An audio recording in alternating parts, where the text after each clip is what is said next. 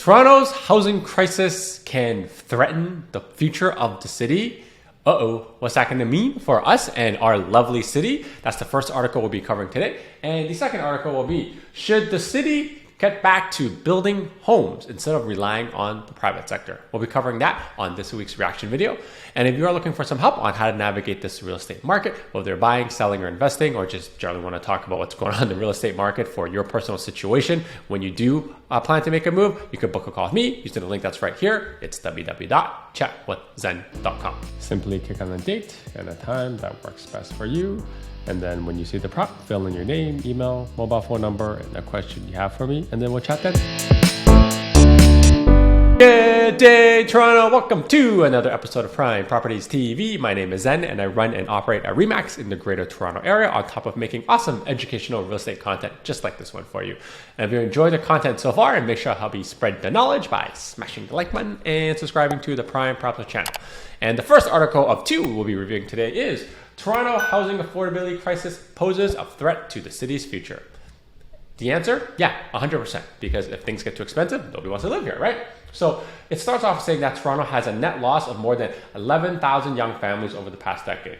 It sounds like a crazy number, but let me just put this into perspective without making it sound like I'm a super bullish real estate person, right? So in the last week, Canada just hit over 40 million people. 40 million. That's a lot of people, right? I mean, like relatively speaking for Canada, right? It's still like small in California, but 40% of the new immigrants come to Ontario, right? Just some perspective. And if you look at the Stats Canada site over here, you can see that when we talk about Toronto has always been getting smaller because Toronto has always been expensive to actually kind of own any kind of assets, right? This is why a lot of people want to own homes in Toronto. It's generally a condo. And if you want to own kind of like a low-rise home, like a freehold home in Toronto, it's generally real expensive, right? So like your towns are like $1 million plus. Your semis are like 1.2, 1.3 plus. Your average detached is like 1.9 right now. So when you look here at the Toronto census, that since 2016 to 2021, the population has only increased by 2.3%. But I'm going to wrap this for you as I review this other article, okay? Look at the other cities and their population growth. Brampton, 10% growth in the last 5 years, right? You got Oakville here, 10% growth. Vaughan, 5% growth. Milton, 20% growth. 20% growth. Caledon, 15% growth. Aurora, 12% growth. You got the more established cities like, say, Markham, 3% growth. They're all higher than Toronto. This is all GTA cities surrounding Toronto because Toronto's already too expensive and it's very hard to raise a family and everyone moves into the burbs, right? So keep that in mind as I go through this article. So you can see basically they're talking about right now the processing time for home constructions. Look, we've talked about this at length many, many times, and even in like the last 3 years or so. There's no silver bullet for solving the housing crisis. Everything has to give, right? And speeding up the planning and everything so that we can get shovels in the ground sooner rather than later, perfect, wonderful. Right? I think everyone agrees on that already. Let's remove the red tape. Then the second one they're talking about right now here is that the target amount of homes that we need to build set in by the province, saying that we need to build about 285,000 new homes, which is a 68% increase from what we're normally building right now in the last decade.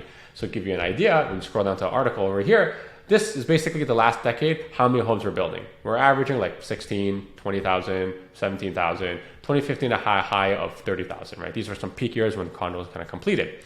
So if we need 285,000 new homes, divide that by 10, simply that's just 28,000 homes. The only year we actually built more than that was 2015.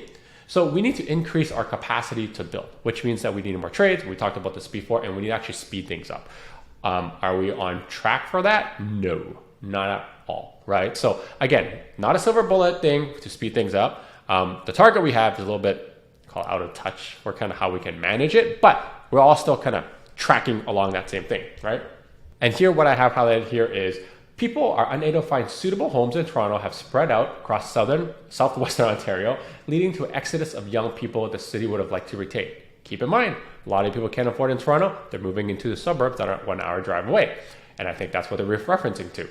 Among the people voting with their feet were young families. And according to the census, 18.3% of families in Toronto had at least one child under 5 in 2011. So maybe call it 1 in 5 families had a child under that time.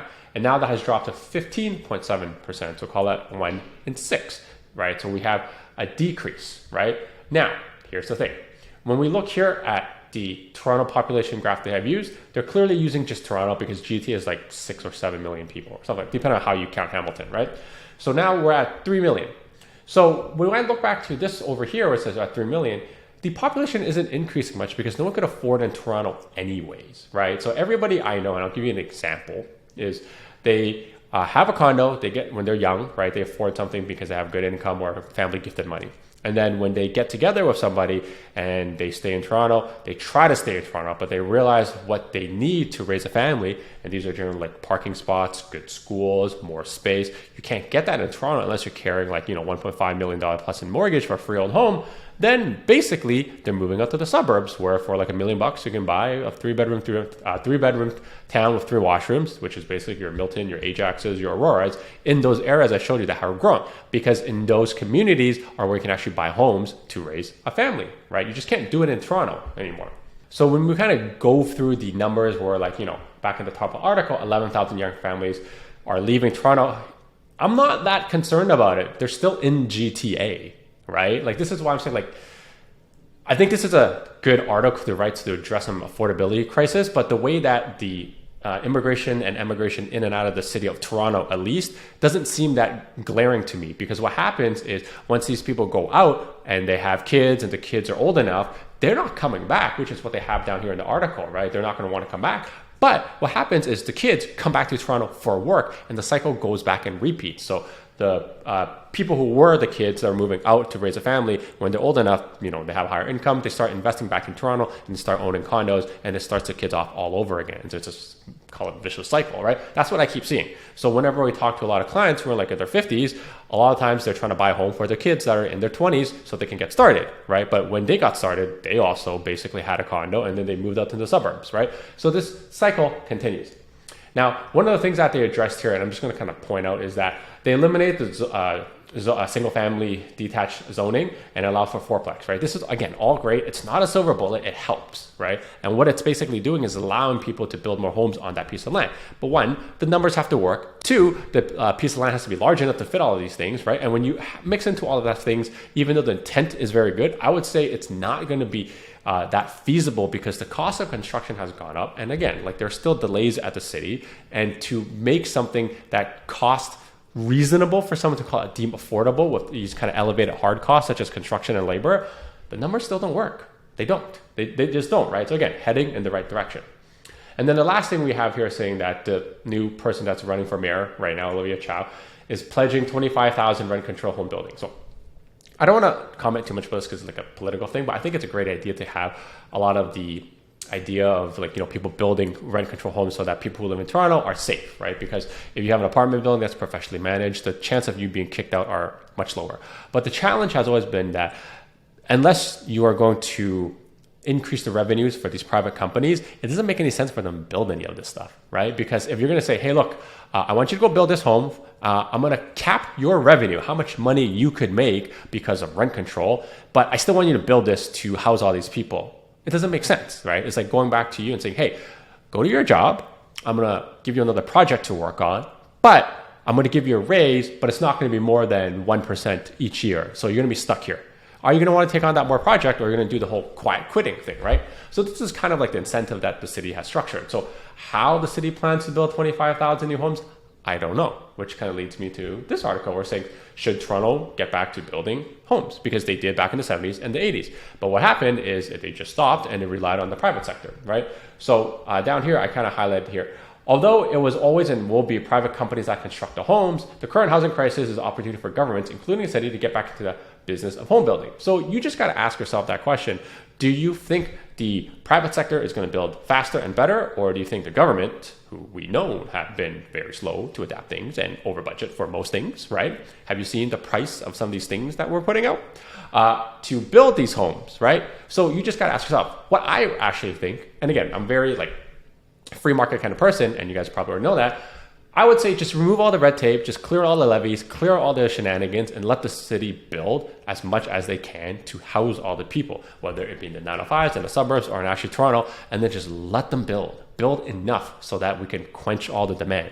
And then you know what? It should probably be fine. The only thing that I perceive as an issue is that we may run out of skilled laborers. But I think the the country is actually immigrating a lot of skilled laborers and architects and all that stuff for actually building these homes right now. So maybe we have some kind of relief in the pipeline in the future, right? So the reason why I'm reviewing this article and bringing it to attention is I think everything we're doing as a city is great, and everything we're striving for also is great, right? But we need to put more practical things so that we can house everybody, because I don't really think they're going to be slowing down on the immigration anytime soon, right? Again, 40 million people in Canada right now. I think, us as a country was celebrating that. Wonderful, right? Like, I'm all for immigration. I'm a product of immigration. I wasn't born here, right? So letting a lot of people come in is great, but we need to house them. We need to have services for them, like, police, doctors, healthcare. We need to have schools and everything. We need to build that stuff out right now and just remove all the red tape and stop blaming one another. The fact that we're having a lot of these articles talk about the housing crisis is great, but we need to put more actions, not just like one silver bullet of saying upzoning. We just need to do everything and just wipe it out. And if we really, really, really, really, really want to incentivize a lot of people to actually build things, remove all the taxes on new homes, because the city drives so much revenue from new homes that it should be removed. But you know how to replace that revenue? Again, I'm not a politician, just a really kind of like, back of the napkin idea: increase property taxes. It's not going to be very popular with anybody who is voting like the politicians in, but you know what? The city of Toronto has such a low property tax right now for these multi-million-dollar homes that just increase them. Right? It's not popular, but if you increase it, you can replace the revenue for all these new taxes that you place on the new homes. Because what happens is the first-time home buyers are the ones that are actually eating these costs, right? It's just not fair to kind of pass it on to first-time home buyers. Why not just pass on the higher property taxes for these freehold homes who are generally owned by, call it, wealthier people, right? And I'm the person who owns a freehold home as well. I'm happy to pay that higher amount of tax. If it helps speed up kind of the amount of housing supply we can bring on the market, I'm all for it. That's kind of my 2 cents. Hopefully this gives you an idea of what's happening. None of this is going to be fixed overnight, but I think we're headed in the right direction. But I think we just need to take a more practical approach on how to actually fix this.